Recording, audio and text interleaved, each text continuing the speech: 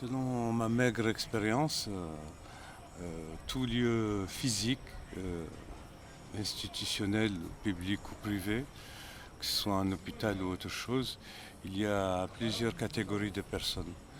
Il y a ceux qui le dirigent, il y a ceux qui sont employés et il y a ceux qui sont bénéficiaires. Donc là, en l'occurrence, c'est des handicapés. Et je pense que c'est en fait que créer un espace ou deux ou trois, c'est autant positif pour les patients que pour les travailleurs qui sont là-bas, que pour les médecins et que pour la direction. Ça peut donner une nouvelle personnalité au lieu. Ça d'une part. Et d'autre part, ces lieux-là, s'ils sont transformés, il y a besoin d'un lieu de travail pour les handicapés eux-mêmes, parce que ce serait bien de leur proposer des ateliers créatifs, comme tu as dit, pour décorer leurs prothèses ou pour décorer leur chambre, mais aussi un atelier créatif pour apprendre à extérioriser leur mal-être et avoir un peu d'émotion, avoir, je veux dire, un peu de bonheur dans ce milieu-là. Et c'est un atelier comme ça, fixe, où ils viennent travailler, qui peut être aussi transformé en galerie, parce que leur travail, au bout de 3 mois, pourrait être exposé. Et là, inviter le personnel de l'hôpital, sa direction, les médecins et les patients eux-mêmes, et peut-être du public externe, leur famille. Ça peut créer un événement tous les 3 mois qui peut vraiment être chargé d'émotions pour les patients eux-mêmes. Et puis leur donner confiance à leur nouvelle vie. Et aussi voir leur travail, quoi. Leur travail est regardé par les autres.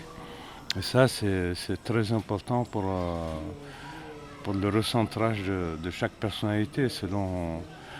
Et puis, l'autre aspect aussi, c'est que ça crée aussi une communication entre les patients eux-mêmes. T'as vu ce que j'ai fait, t'as vu ce que j'ai fait, qu'est-ce que tu en penses? Et puis là, il y a une discussion entre eux qu'ils n'avaient pas auparavant, si tu veux. Ouais. Il y a aussi une discussion entre eux et le personnel de l'hôpital. C'est chouette ce que tu as fait, etc., etc. Donc il y a un nouveau langage qui va se créer à partir de ces lieux hybrides. Maintenant, une seule main n'applaudit pas. C'est à la direction elle-même de trouver des financements pour ça. C'est en fait plusieurs personnes qui vont se mettre ensemble et réfléchir comment on peut créer ça. Et comment on peut financer des ateliers, comment on peut faire de la communication. Parce que ça c'est essentiel, il faut qu'on sache que ça a été fait là. Et que cet hôpital innove dans une nouvelle perspective de, de mélange de soins et d'art-thérapie qui est un soin aussi, et de production artistique. Peut-être qu'il y a des génies là-bas qui s'ignorent, Mm. si tu veux, et ça, en tout cas, c'est quelque chose de très très utile. Et il faut commencer à y réfléchir sérieusement et à trouver les moyens de l'exécuter, de le faire, de le réaliser. Donc j'ai senti trois éléments de réponse distincts dans ce que tu viens de dire et un espoir. Donc le premier élément de réponse, c'est que la mixité des populations, c'est déjà la direction de l'hôpital, les médecins, les administratifs de l'hôpital et les patients de l'hôpital. Déjà de faire des échanges parmi ces trois populations, et ensuite les familles de l'hôpital et des personnes de l'extérieur, nous encourageons déjà une mixité de population, mais avec les populations existantes. Mhm. La deuxième chose que j'ai entendue de ta part, c'était des cycles de 3 mois en 3 mois, où on peut aider par des ateliers. Donc, tu n'as pas dit des ateliers hebdomadaires, mais mettons des ateliers hebdomadaires. Ouais, une fois par semaine ou 2 fois par semaine, ça suffirait. Largement. Oh, oui. Et au bout de chaque cycle, qu'il y ait une exposition. Un événement qui concerne pas seulement l'hôpital, qui Ouais. concerne la commune où est l'hôpital. Exactement. Voilà. Et où on peut inviter la commune aussi pour que la commune se rencontre. Et le troisième sujet que tu as abordé, c'est effectivement les dynamiques financières de fonds, l'invitation d'énergie, parce que l'argent, au fond, c'est l'énergie de l'extérieur. Et là, je vais compléter là-dessus, parce que donc, l'hôpital en tant que tel, depuis 2 ans, et comme dans beaucoup du secteur privé, on se tourne davantage vers le secteur privé pour le financement, lorsqu'auparavant, l'argent public avait une place plus importante. Et l'hôpital Robert Mel d'Aubigné est expert dans ce domaine-là. Et c'est quelque chose qui me passionne le plus. Maintenant, l'espoir que j'ai entendu de ta part, c'était nous décentrons la concentration depuis le patient sur le patient, depuis les médecins sur le patient, depuis les familles sur le patient, depuis même la direction sur le patient, vers le patient sur sa création artistique, vers les salariés, vers leur création artistique ou la création avec les patients, ou vers la direction, vers la création artistique. Lorsque nous sommes en train de créer, lorsque nous sommes en train de regarder, parce que je suis anciennement photographe, l'espoir que tu décris, mon ami, c'est un espoir de décentrage. On regarde quelque chose d'autre. On approprie quelque chose d'autre. Si c'est donc, ce sont les 4 choses que j'ai entendues de ta part. Donc, sur ce qui concerne la première chose, c'était quoi la première? C'était la mixité des populations. Est-ce qu'on peut se projeter? Ou qu'est-ce qu'on poserait comme question, je dirais, aux différentes populations? Qu'est-ce qu'on peut essayer pour savoir si les différentes populations peuvent être intéressées? Comment est-ce qu'on puisse poser la chose aux différentes populations? Moi, à mon avis, c'est par le biais de contact. Il faut savoir écouter, entendre. Bon, là-bas, il y a des ergothérapeutes, tu m'as dit, il y a sûrement un psychologue. Au détour d'une discussion avec un patient, il peut poser une question accompagnée d'un papier expliquant le projet. Il faut que chaque patient s'approprie le projet, si tu veux, et c'est ce qui va se passer. Oui, ou ne pas l'approprier, Voilà. au choix. Hein? Il faut que la porte soit ouverte. Oui. Déjà une fois que les moyens sont trouvés pour mettre ça aux normes, parce qu'il faut quand même des moyens, il y a l'équipement des salles, il faut des cimaises pour accrocher les toiles, il faut des toiles, il faut du matériel de peinture, il faut différents matériels artistiques, il faut des intervenants artistiques et tout ça coûte de l'argent. Oui. Je veux dire, c'est un véritable projet à monter, oui. Financièrement, économiquement, oui. Socialement, politiquement. Et là, c'est pas que le patient est au centre.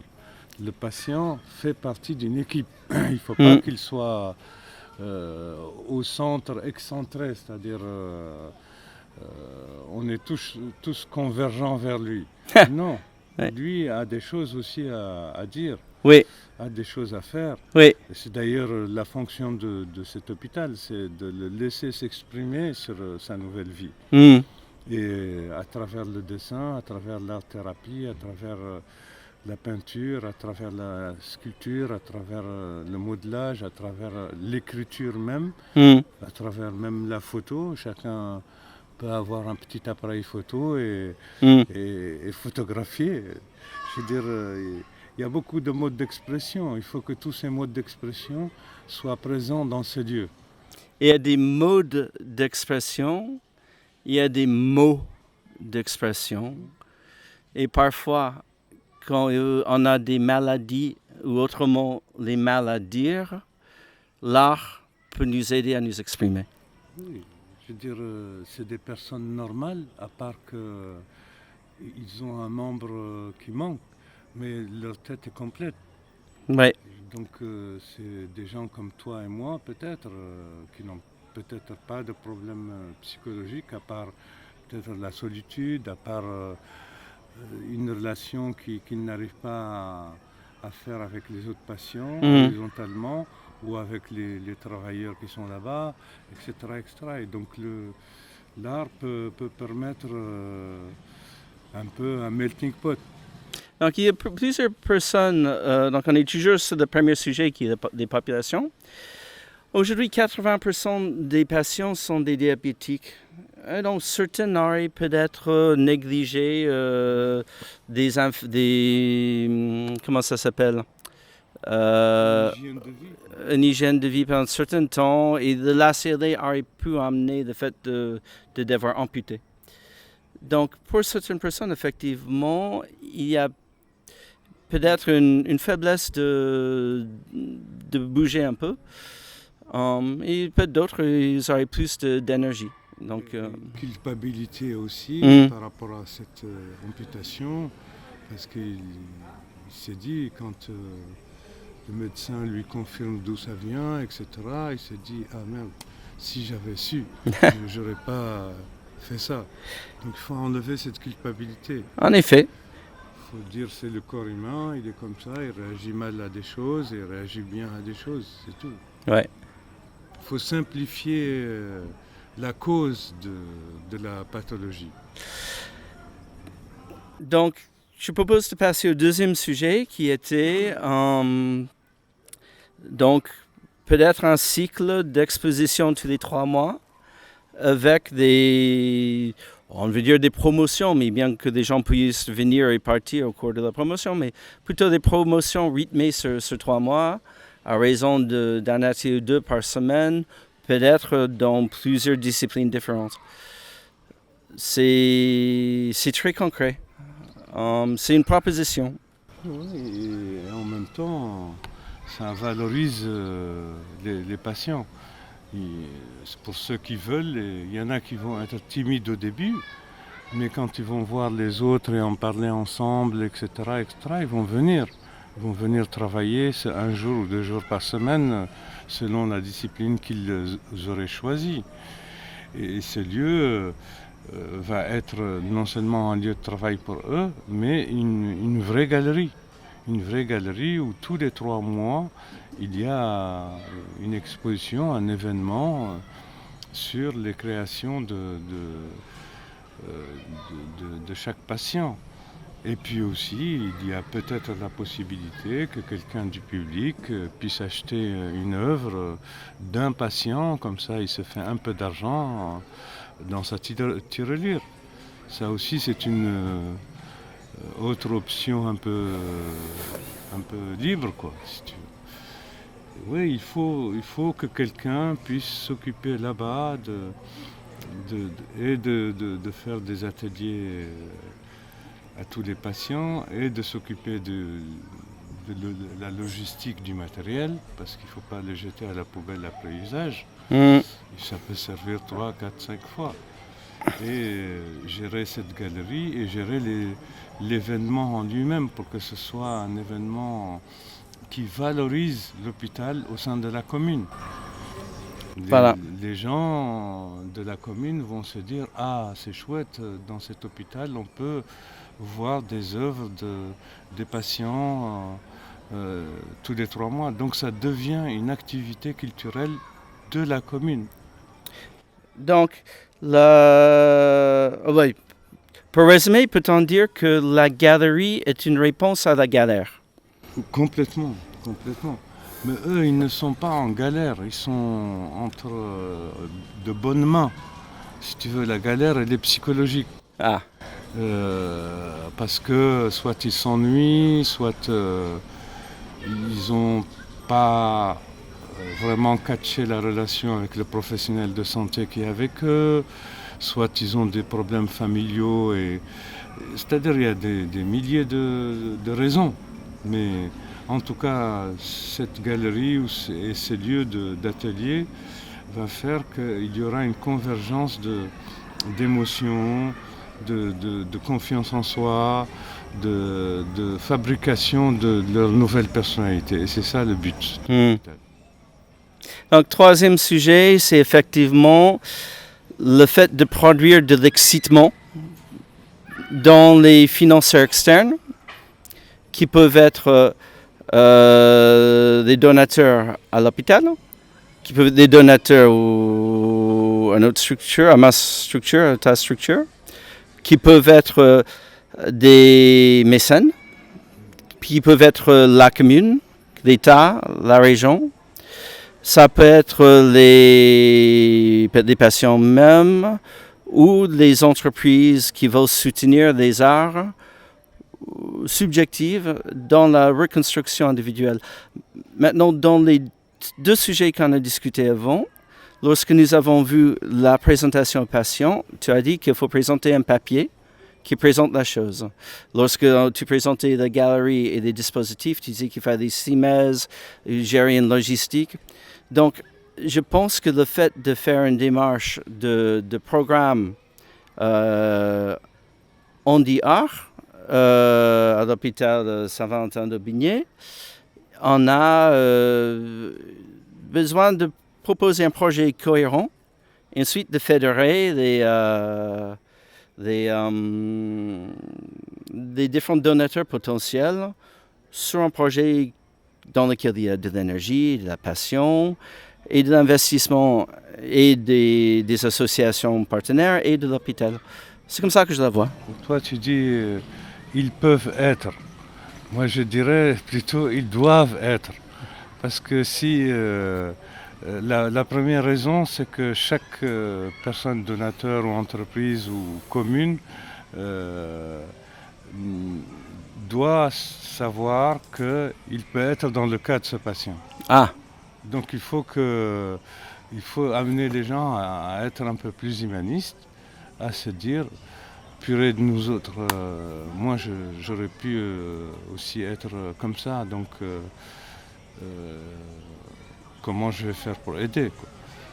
C'est ça. Et par rapport à la pédagogie de présenter le projet aux patients, c'est quand il sera mis en place, on peut imaginer, en plus des rencontres avec les professionnels de santé, avec nous autres, société civile, on peut imaginer un petit papier léger avec des dessins, pédagogiques pour leur présenter le projet. Et en bas, nom, prénom, voilà, etc.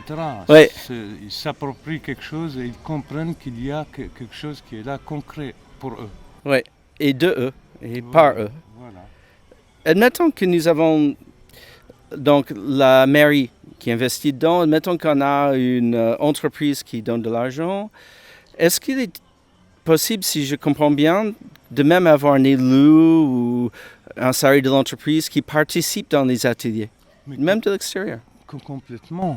Je veux dire, c'est ouvert.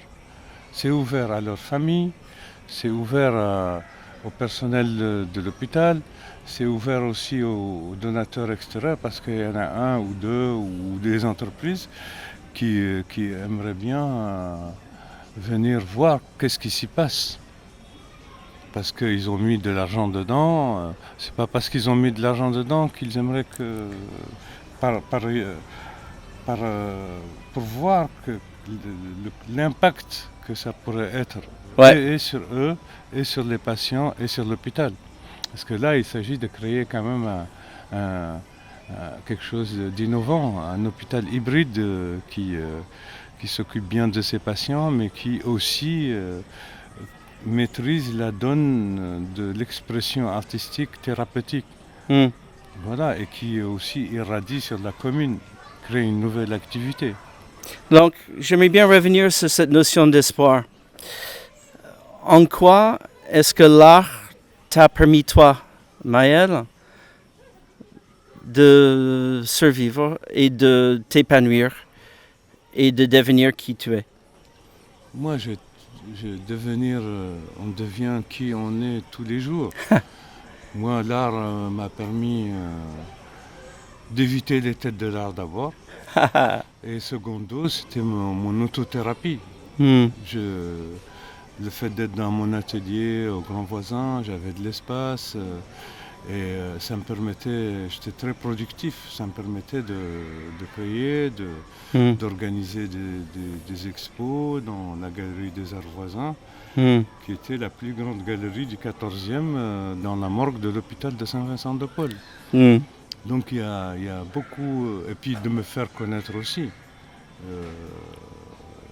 Il y a beaucoup, et puis aussi de faire des ateliers avec des gens qui n'avaient jamais touché un crayon. Hmm. Et il y en a qui sont devenus artistes et qui produisent maintenant. Il y a plusieurs atouts, plusieurs choses qui se conjuguent quand on... Moi en tout cas ça m'a fait beaucoup de bien. Hmm. Et puis bon, ça m'a permis aussi de communiquer politiquement par rapport à mon pays d'origine parce que je suis exilé politique ici. Mhm. Ça, c'était très important pour moi de communiquer dans le journal Le Monde, France Inter, etc.